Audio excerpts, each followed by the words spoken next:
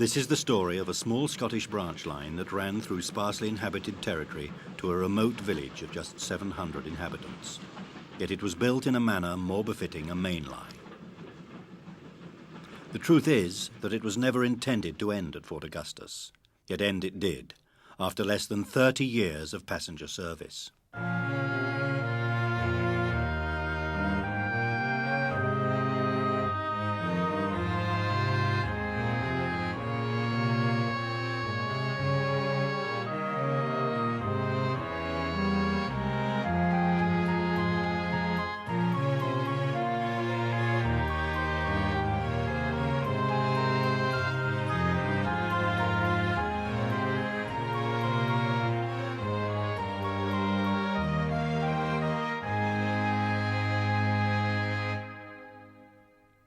One inland feature above all stands out on any map of Scotland: the unnaturally straight line stretching some 60 miles from Fort William in the south to Inverness in the north.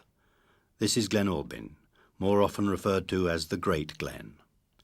It was formed millions of years ago when the northern part of the Caledonian Mountains slid more than 60 miles to the south, leaving behind a wide glen with 3 freshwater lochs, by far the largest of which is Loch Ness. The glen was also an obvious route when railways proliferated, but the first scheme to achieve extensive parliamentary scrutiny was the Glasgow and North Western Railway of 1882-83. Leaving the North British Railway from Glasgow at Mary Hill, the proposed line followed a similar route to that of the West Highland today. There were, however, 2 major differences.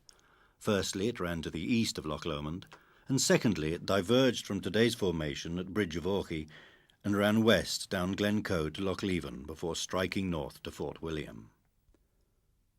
There it entered the Great Glen, and unlike subsequent schemes, followed its eastern shores all the way to the Highland capital.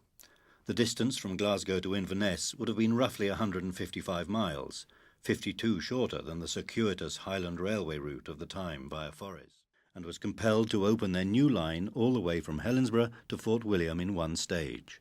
But was Fort William their ultimate destination? The lesson which the West Highland promoters learned from the failure of the Glasgow and North Western was that a direct assault on Inverness was likely to fail. The West Highland is pitched very much as a line to serve Lochaber and possibly, to the west coast. The Great Glen option is, shall we say, for the future. But certainly a decision was taken at a very late stage in the West Highland promotion to bring the line north about across Rannoch and into Fort William via Glen Spean.